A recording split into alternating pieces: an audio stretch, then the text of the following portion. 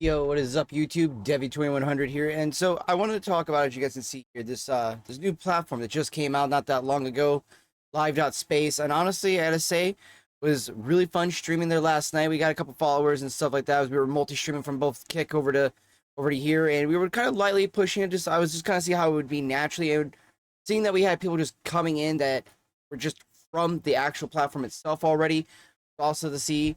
And honestly, the way they have their layout here is really nice, very clean. I like this. Something though that I would like to see maybe added to over to Kick though is this ability here to add actual like posts, photos, things like that. Give it more of a vibe, kind of like akin to maybe like the YouTube Shorts or to the TikTok pages, along with the idea of something that I really would love to see still added is co-streaming. Something that has been finally added to Twitch to everybody, but was something that was only available to partners for a very long time, unless you used a third-party site. And a big reason for this is I would love to see more collaborative streams come out again. And I know a lot of people have been wanting to do these things, and I feel like at some point or another, some of us have been like, yeah, but that means I gotta go message so and so. It's like, we gotta break out of those little shells. We gotta start doing these things more. And co-streaming would be a great thing for a lot of these platforms, especially things like, Kick, LiveSpace here, and others to really adapt and actually make a very big portion of their own part of their content. Because at the end of the day, when you see a lot of these collaborative streams like that, it is the beauty of streaming at its finest. You have two communities bridging together, building up together, and literally watching the communities thrive and have a good time together. And that is always a fun time. Now, obviously, it can't always work. You're going to have sometimes some people you're not going to mesh well with, and that just happens. But to see that come to the platforms would be amazing. Another thing that I really wish that Kick actually had was just this right here.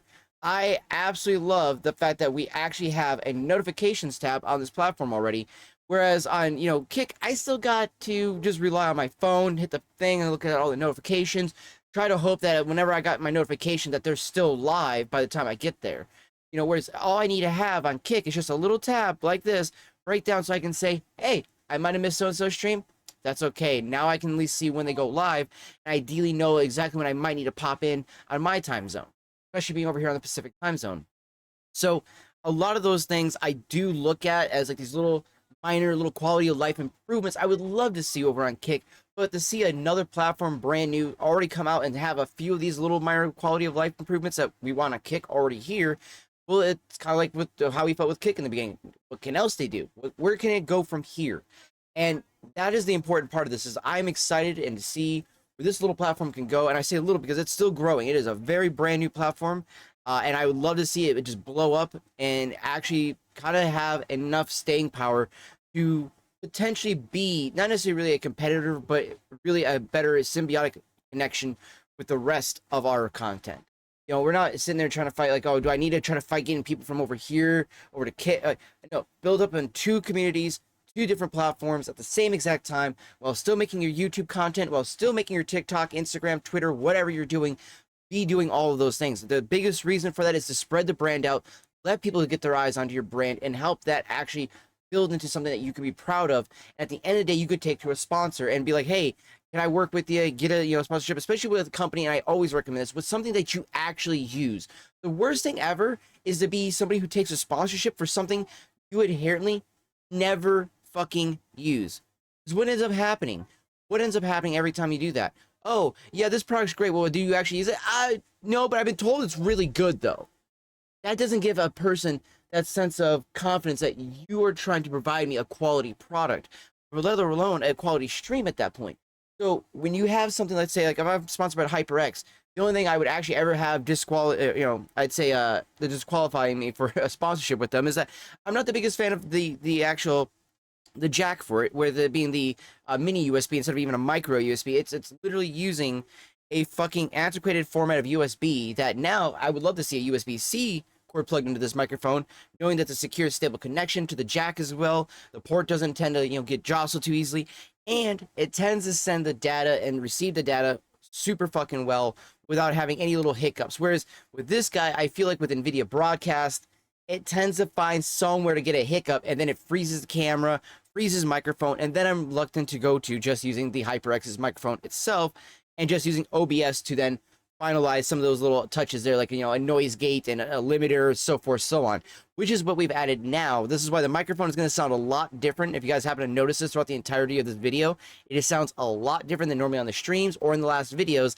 That is because I've legitimately had to actually alter how this microphone sounds now, because NVIDIA Broadcast half the time just freezes on me, and that really does cause a big issue, especially when you're in the middle of live streaming. I will literally have to close out OBS half the time, even just restart the entire PC just to get that little functionality to come back.